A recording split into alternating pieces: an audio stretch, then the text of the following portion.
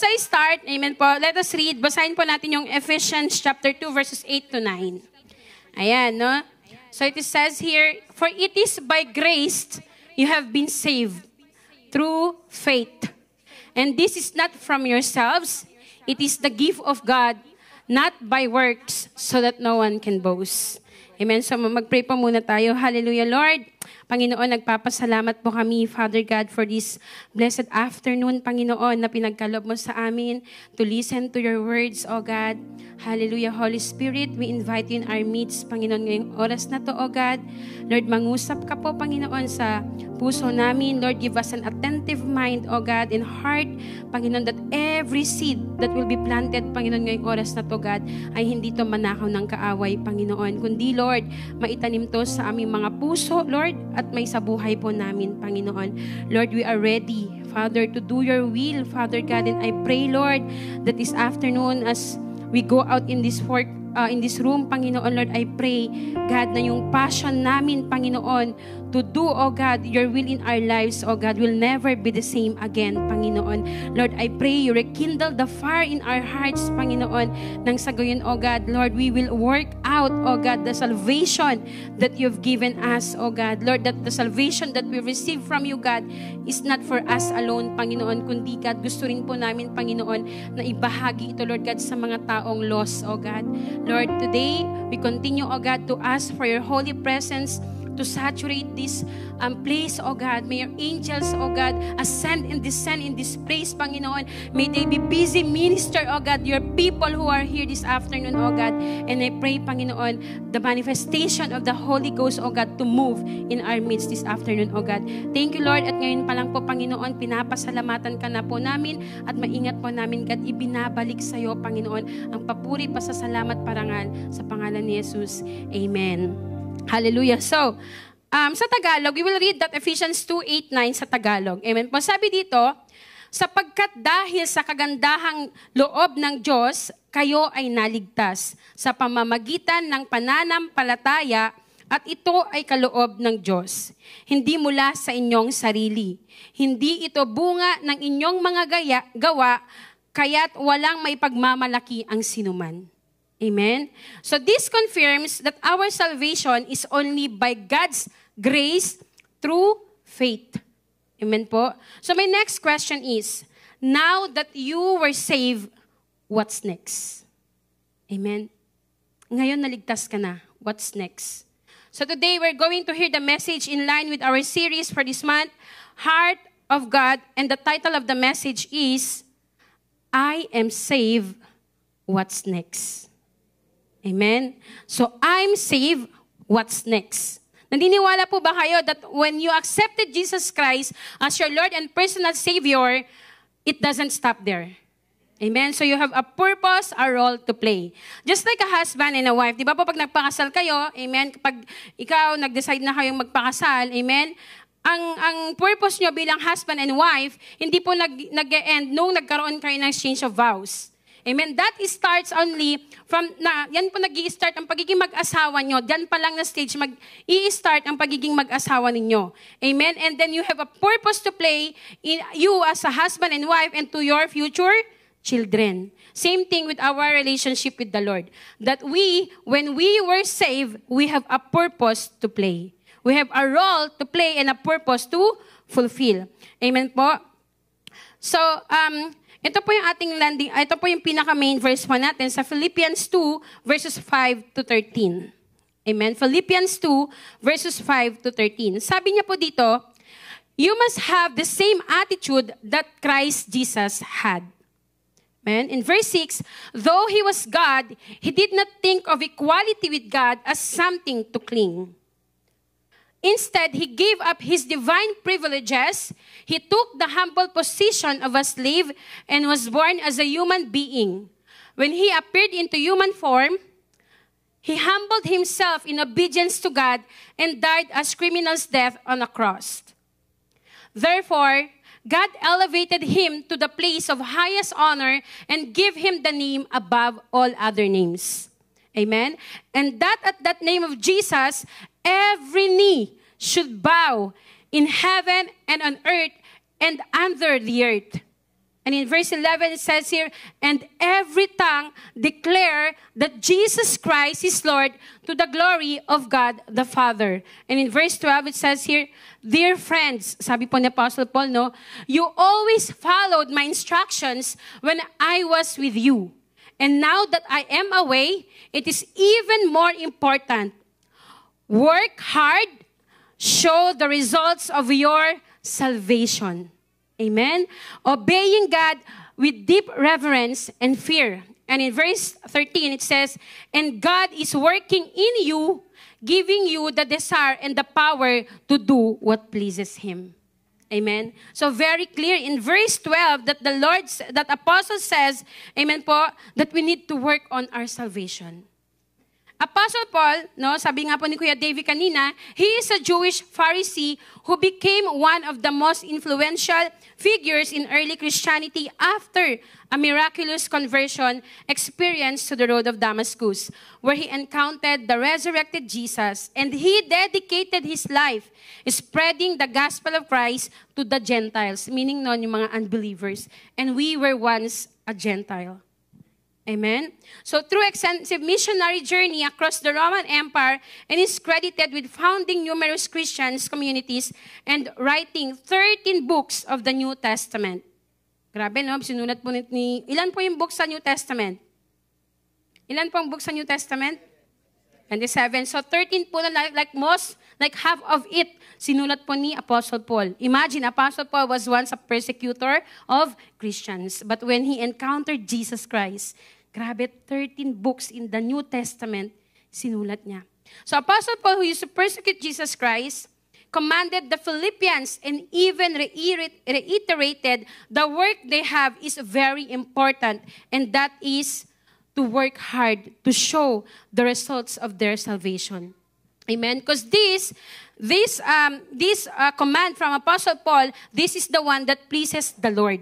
And they will do it not by their own, but by the power of the Holy Spirit who is at work in them. Amen? So as mentioned in verse 12.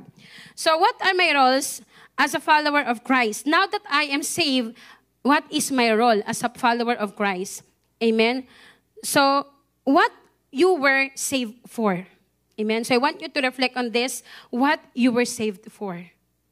What you were saved for. Amen? So first role po bilang isang taga-sunod ng Panginoon, you are an instrument in sharing the good news. Amen? Be an instrument in sharing the good news. Good news. Amen? So last Friday, amen, I did a quick survey from our Astig people. Can the Astig people shout? Hallelujah! Yan, praise God. No, so last Friday, I had a survey from our Astig people about this question. Now that I am saved, what's next?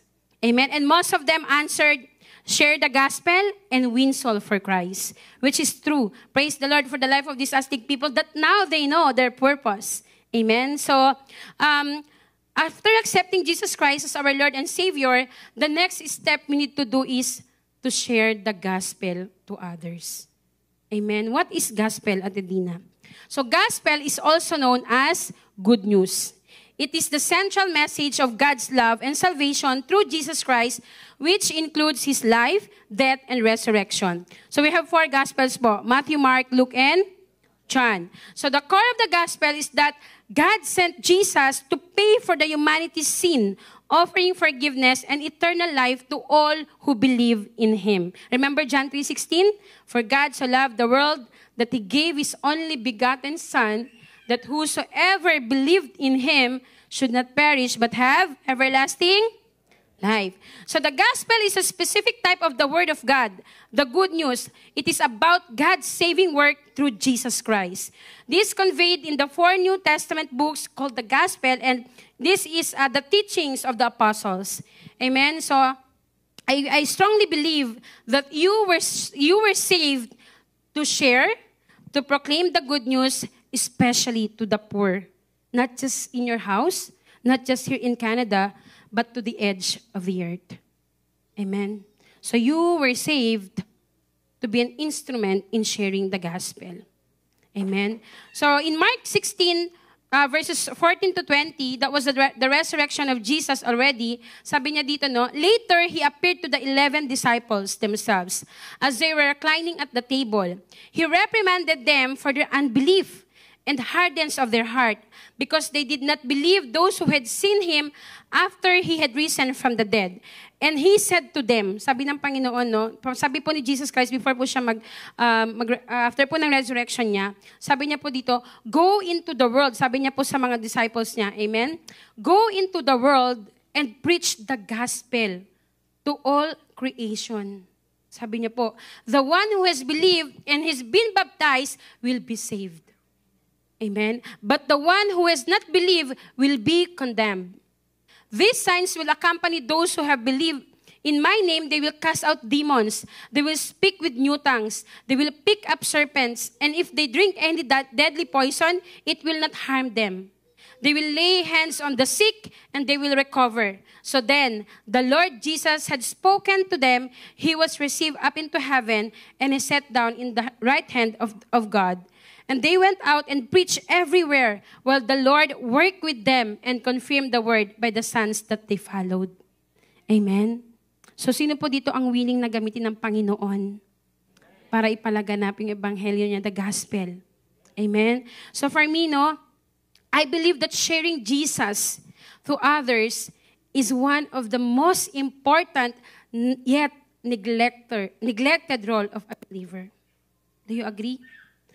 That sharing Jesus Christ is the most important role of a believer or a follower of Christ, yet it is most neglected. Amen? Sharing the gospel, mga kapatid, is the first stage in the process of making disciples. Because how is he going to serve if he doesn't know the truth? Bakit ako nagsaserve? Diba? Paano siya maglilingkod kung hindi niya alam yung katotohanan? Na kaya siya naglilingkod dahil merong isang namatay na tao na dapat siya, pero yung tao na to na si Jesus Christ, siya yung namatay.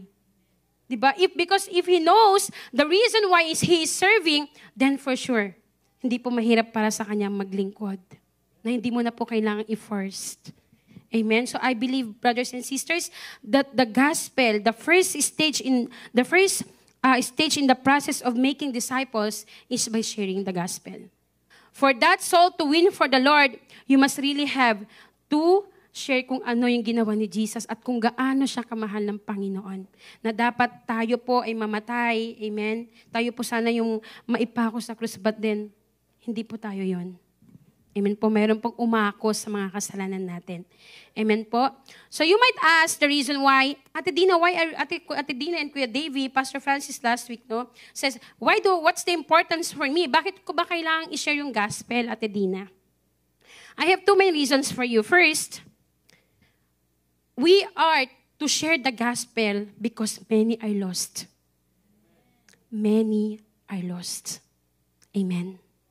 And one of the main reasons why they were lost, because they are ignorant of the truth.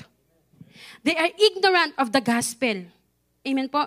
Remember, no? I remember the time when I was in, remember my testimony, sino na po na mga nakarinig doon. Remember my testimony po, no? It's all for God's glory. My past, engaging in that long time ungodly relationship because I didn't know the truth. Hindi ko po alam yung totoo. Akala ko it's okay lang na magkaroon ako ng relasyon na ganito na kami. Wherein, hindi pala siya totoo. I was deceived. Amen? So if you are to open your eyes right now, deception is very rampant.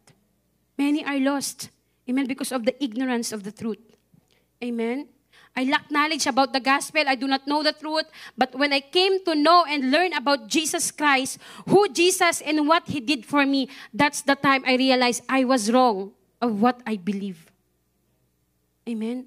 Many right now po mga kapatid, no? And when we talk of lost, these are people who are slaved of sin. People who have been chained. Amen. These are the people na may mga stronghold sa buhay nila na hindi nila alam na ang makakapagpalaya lang sa kanila ay yung dugo ng Panginoon. And that the only thing that they need to do is to seek Jesus. Amen. These lost people are the people who feel unloved.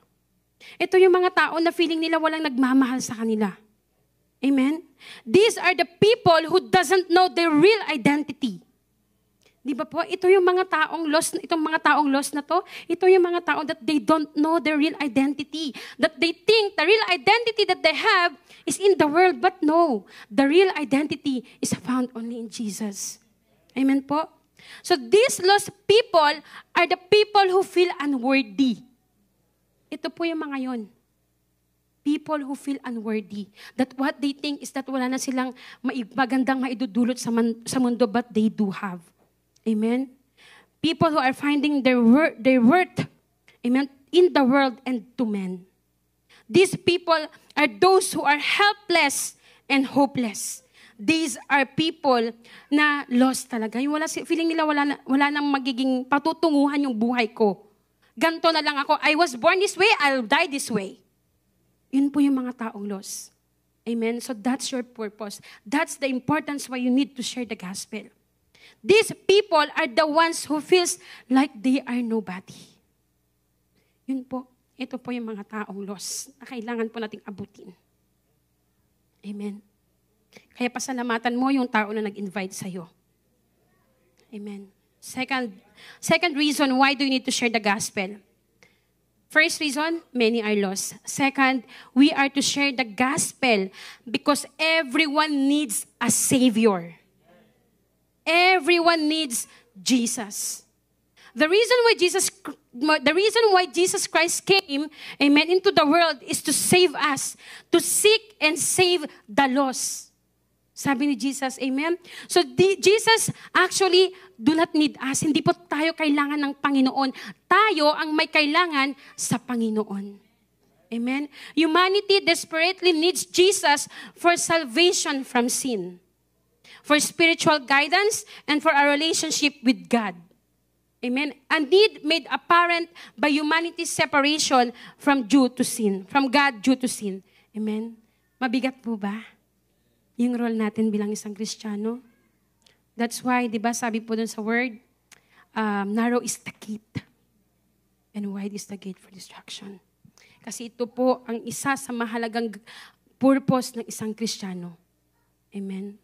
So, two reasons why do you need to share the gospel is, share the gospel because many are lost. And secondly, everyone needs a Savior. Amen? There are many ways to share gospel. Amen po? We thought of these things that hinders us. Sometimes, no, these are the things that hinders us. Ate Dina, wala man po akong, nahihiya po akong mag-share. Amen? Nahihiya po akong sabihin yung katotohanan, i-share yung katotohanan sa family ko. Amen? O baka naman, natatakot ka sa persecution.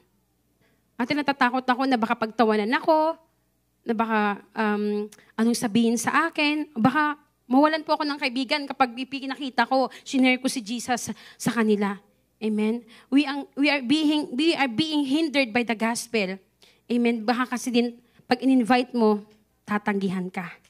Amen. Alam niyo po, sa mga natutunan ko last Friday during the service was, Pastora mentioned about when inviting a person, do not invite that person until you've prayed that person. Amen. So, Matthew 10:33, amen po. Kung sa mga nahihiya po, no, wala po akong boldness, hindi po ako magaling magsalita. Amen. Mind you mga kapatid, in sharing the gospel, it doesn't need eloquence. You don't need eloquence in sharing the gospel. Hindi mo kailangan maging magaling magsalita. You only need boldness. Amen? You only need boldness, courage. Amen po? Bravery to share the gospel. Kasi kung meron ka mang isang bagay na maibabahagi, amen, sa isang tao na to, the best gift that you can share or you can give to that person is the truth that Jesus died for him and He loves him. Amen? Kasi sabi po sa Matthew 10:33, ngunit ang sinumang ikahiya ako sa harap ng mga tao, ay ipapahiya ko rin siya sa harap ng aking amang nasa langit. Gusto niyo po ba yun? All you thought? You're okay, I'm serving the ministry. Lord, I'm serving the kids and everything like that. Pero sa totoo lang pala, never in your life, you share Jesus. You keep Jesus in your heart. Hindi mo man lang shinare. Yun pong tinatawag na selfish. Amen. Ngunit ang sinumang ikahiya ako sa harap ng mga tao, ay ipapahiya ko rin siya sa harap ng aking amang nasa langit. Amen. So being a believer, now that you're a follower of Christ, a believer of Christ, amen po, do not be a hiding believer. Wag na po tayong maging hiding believer or follower of Christ. The world needs us nowadays. To what? To spread the gospel. Kasi kung hindi po natin gagawin, kung hindi po natin i-share yung gospel, sino ang gagawa nun? Amen. And if it's not us, then we are supposed to, kung hindi po tayong gagawa nun, sino? What do we expect from unbeliever nga siya? Alangan siya po yung mag-share. Amen. So we, who is a believer of Christ, is expected to share the gospel. Amen po. At kung hindi po natin gagawin yung role natin, paano po yung pamilya natin? Sabi nga ni Kuya Davey kanina, di ba? Impisahan mo sa family mo. Kung hindi mo i-share ang gospel sa family mo, amen, paano po sila? Paano po yung mga anak nyo? Amen? Paano po yung mga relatives natin? And worst comes to worst, how are gonna be the next generation? Kung hindi po natin i-share yung gospel. Amen? So how are they gonna be if we're not going to share the gospel? Amen po. And to everyone who is experiencing persecution while they are sharing the gospel, this is my encouragement with you guys. Matthew 5 verse 11. Blessed are you when people insult you, persecute you, and falsely say all kinds of evil against you because of me. Sabi ni Jesus, no? Grabe to. Rejoice and be glad, because great is your reward in heaven, for in the same way they persecuted the prophets who were before you. Amen. Kapatid, ito yung isipin mo. Once na ikaw pinersecute ng ibang tao, they see something in you that God is doing. That's why you are being persecuted. Because if before, nainom ka lagi at ngayon hindi ka na nila mayaya and they persecute you, and that's okay. Because you are now living a transformed life. Amen? Amen po? So blessed are you. Amen? Kung inay mo, kung magulang mo man yan, it's fine. Kung kapatid mo man yan, it's fine. Kung kaibigan mo man yan at kung lumiit man yung circle of friends mo, dahil sumunod ka na sa Panginoon, it's fine. Amen? Because at the end of the day, hindi naman po sinabi ng Panginoon na ikaw lang yung masave. So, ikaw yung masave at lahat ng kaibigan mo masave. No. Salvation is personal. Amen? So, wag po kayong matakot masaktan, wag kang matakot ma-persecute, wag kang matakot mawalan dahil sa decision mong ibahagi ang salita ng Panginoon at lumakad sa kanyang kalooban. Amen? So, today is the day of salvation. Do not be shy in sharing the gospel. Amen po. And you know, when I was doing this message, one thing that revealed to me is this. I just realized, kung meron man akong may pagmamayabang sa mundo, hindi po yung kung anong meron akong mga material na bagay. Alam niyo po, I just realized na ang Lord, ang higit sa mga bagay na may pagmamayabang ko, kumbaga, yung relasyon ko sa Kanya. Why? Because I can say, hindi po yung achievements natin. Amen? Hindi po yung kung magkano yung laman ng account mo. Amen po, hindi po yun. Hindi po yun yung pagmamayabang natin. Amen? What we are supposed to boast is Jesus Christ. His love, His goodness, His compassion to us. Amen? And I want to boast Him who is my Lord, who is my Savior, who is my God, my Redeemer, and my righteousness. Him being my all, and Him who owns my life right now. Amen? Amen po. Kasi sabi po sa Matthew 6:24-26, then Jesus told His disciples, if anyone would come after me, let him deny himself. Amen? And take up his cross and follow me. For whoever would save his life, amen, will lose it. But whoever loses his life for my sake will find it. Amen? For what will it profit a man if he gains the whole world and forfeits his soul? Or what shall a man give in return for his soul? Amen po. Yung soul po ang what matters. Our relationship with God is what matters. Our soul is what matters. That's why there is power in sharing. Amen. Number two, model Jesus in your life. The next thing that you need to do when you're saved is to model Jesus in your life. Just like how Jesus modeled himself to the people when he was here on earth, we should do the same. Jesus' lives, teachings, and actions serves as the perfect example or standard for humanity to imitate, particularly in Christian belief. To achieve a holy life, a godly life, a godly life of love, a service, and truth. He is the model man whose life demonstrates the principles of faith, service, unconditional love, and obedience to God, making his way life a pattern for others to follow. So in modeling our life, modeling Jesus in our life, this is our sub-points. Number 1, be the light and salt in the world. Amen? Matthew 5:14-16 says, here's another way to put it.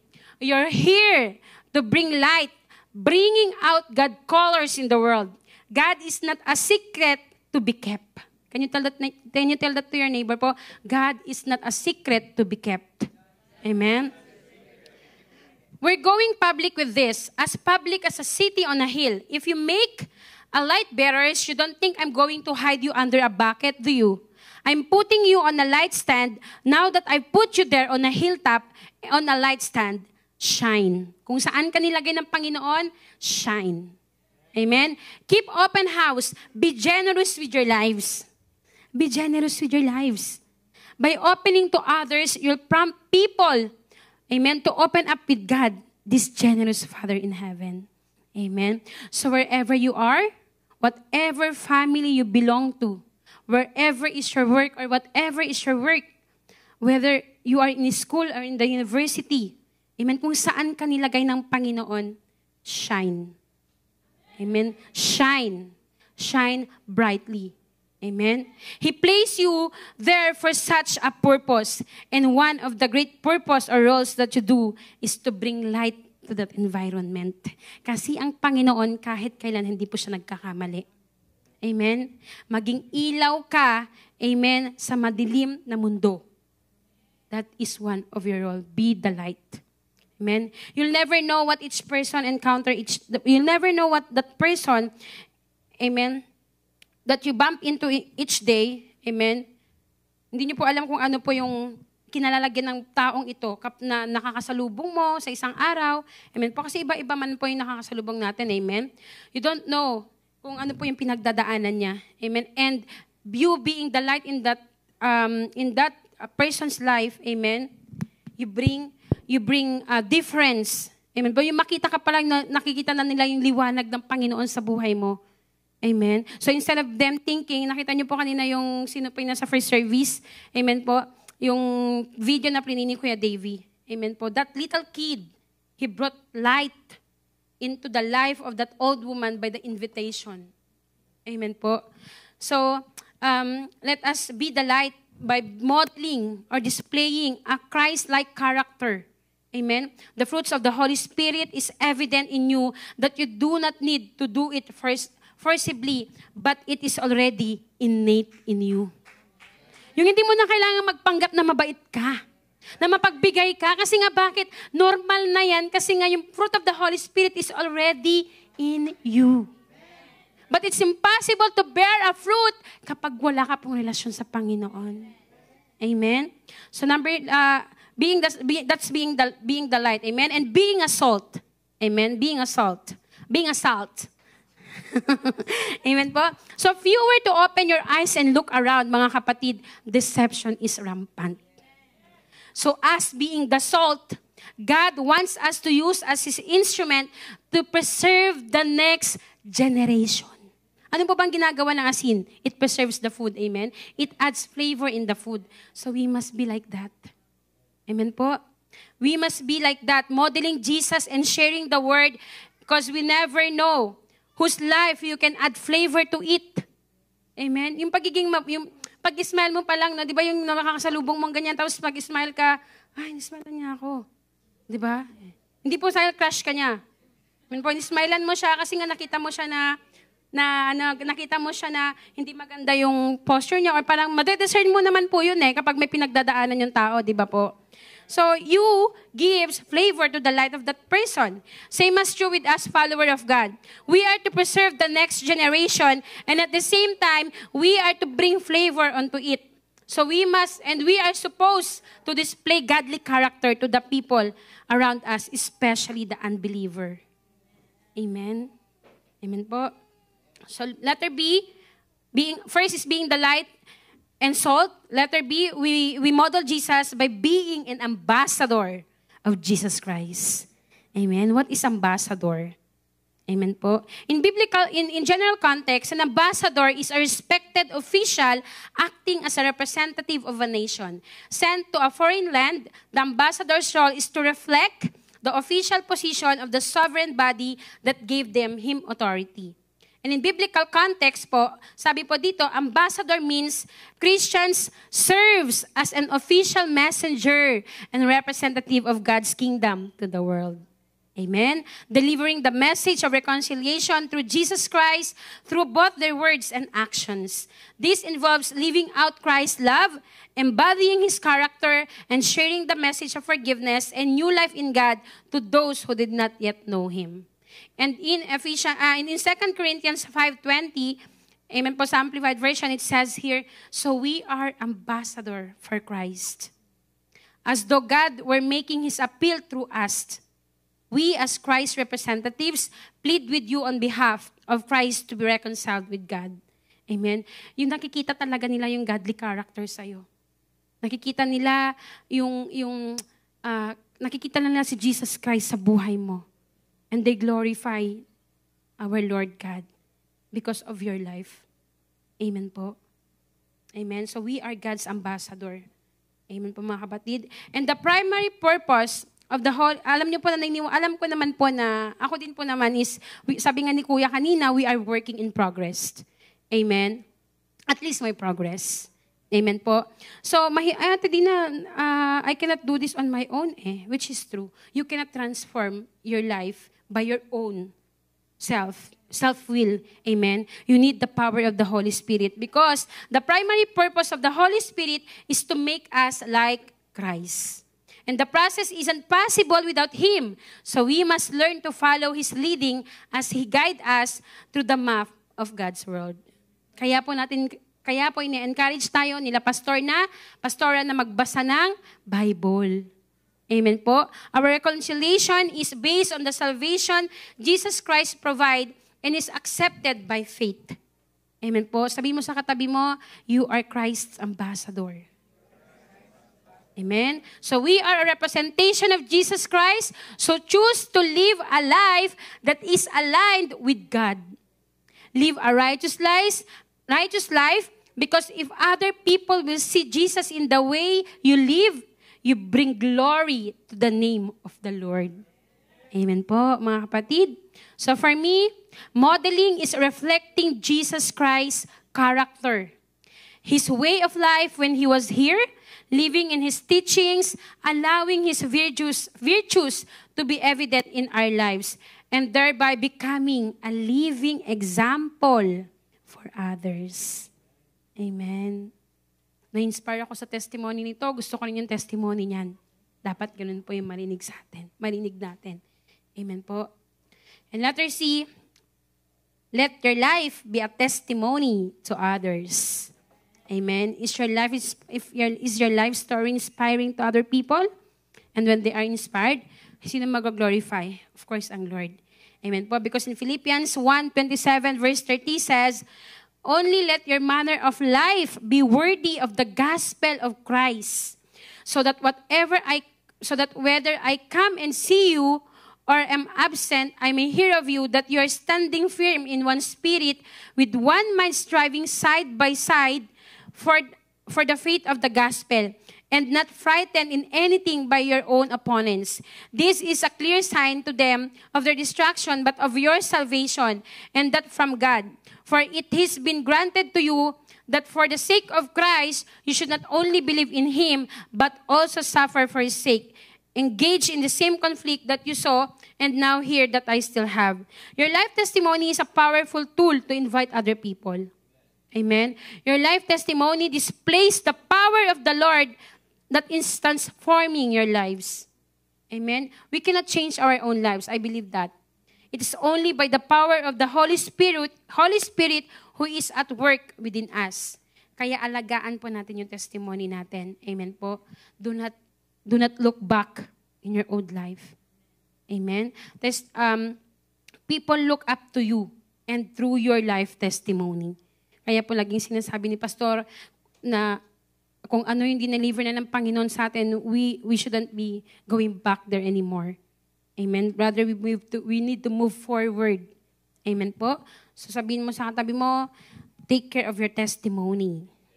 Amen. Because sabi ko nga kanina, no, we cannot change our own lives. Amen po. But by the power of the Holy Spirit, which confirms in verse, in the book of Zechariah 4:16, it says here, then he said to me, this is what the Lord says to Zerubbabel.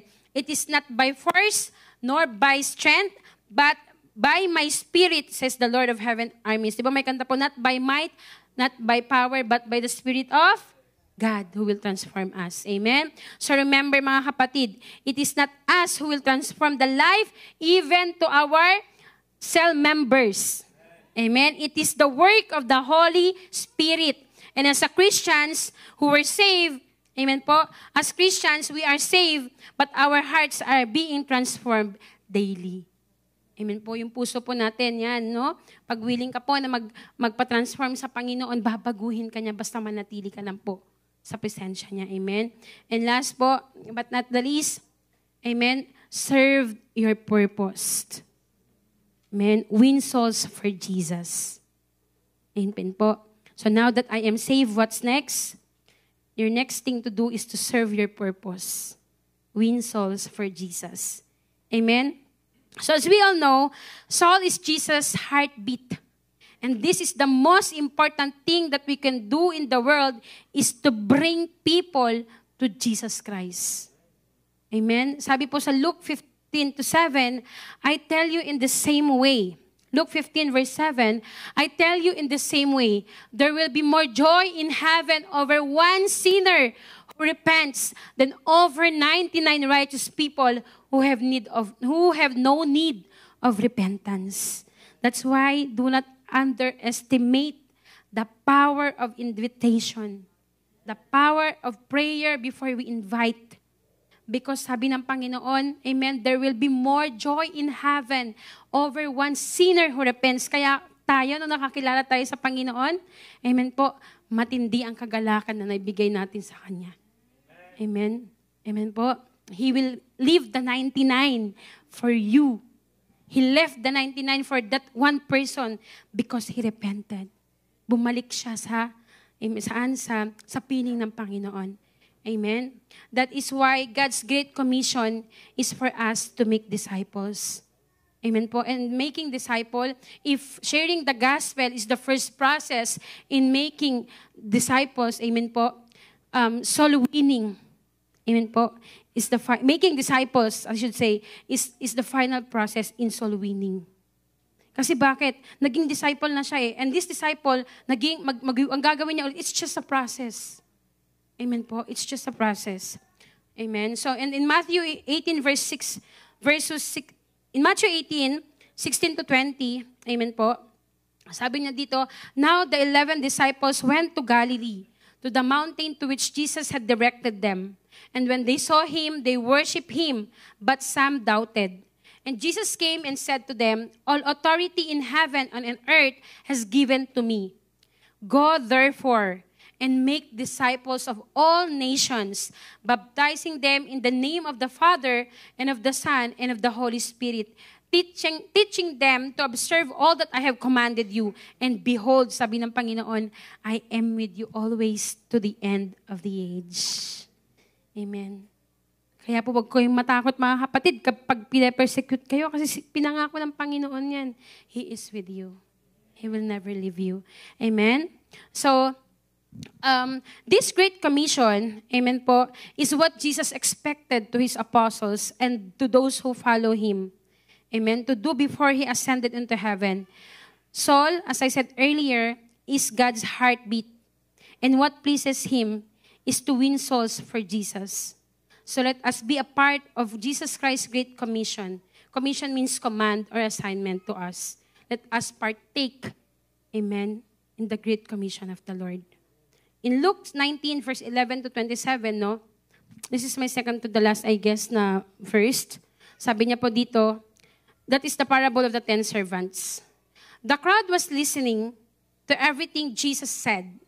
And because he was nearing Jerusalem, he told them a story to correct the impression that the kingdom of God would begin right away. Amen po. He said, a nobleman was called away to a distant empire to be crowned king and then return.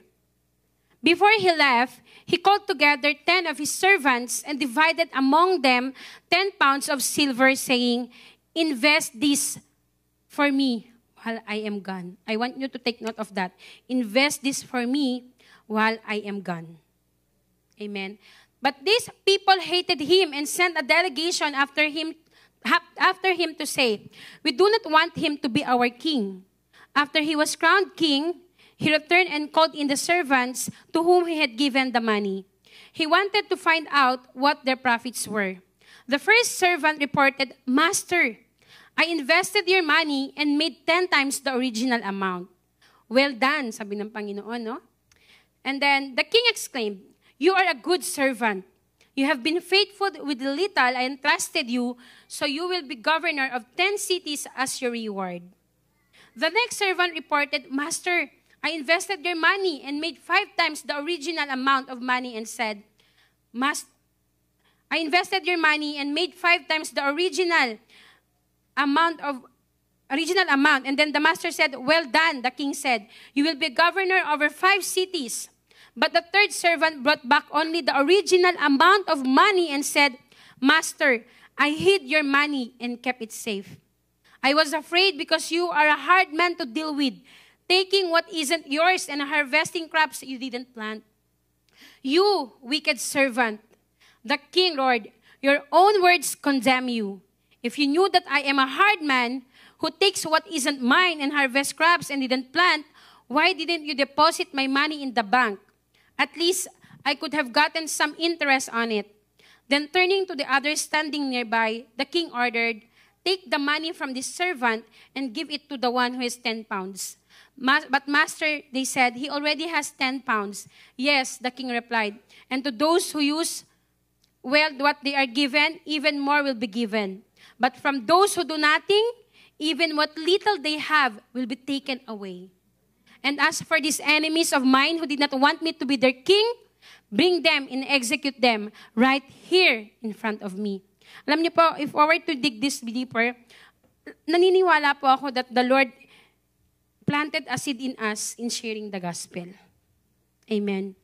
And yes, most of yung iba po sa atin, mga kapatid, may mas higit pong kakayanan kaysa sa atin. Amen. But why not use that little seed that God implanted in you to grow more? So that one seed that is implanted in you, pag pinagkatiwalaan ka ng Lord ng isa, pag pinayabong mo yan, pagkakatiwalaan ka pa ng Lord ng mas higit. That's the story all about. Amen po. So this parable reminds me, amen, that we really has a role to play. Amen? A purpose to do in sharing the gospel. And sabi ko nga kanina, sharing the gospel doesn't need eloquence. It requires boldness. Amen? Set aside yung hiya-hiya. Amen po? And I want everyone to reflect on this, that if you are to invest something in God's kingdom, what would it be? If you are to invest something in God's kingdom, what would it be? Amen. Remember, the Lord did not just bless us with talents.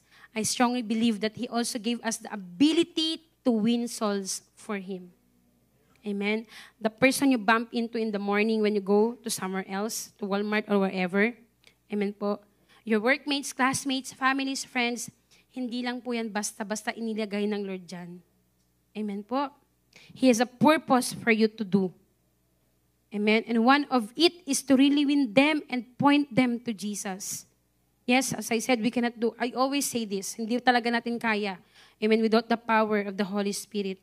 Amen po. But that's why, amen po, before we do this, we really need to make sure that the Holy Spirit is also in us. Amen.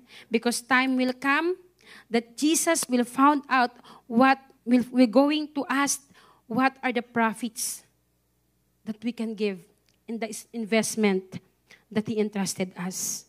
And I pray that we are not like that wicked servant who did not invest anything. Amen? He did not invest anything. He did not serve. He did not use his talent even. Nag-iisa na nga lang yung talento niya, hindi niya pa ginamit. Amen?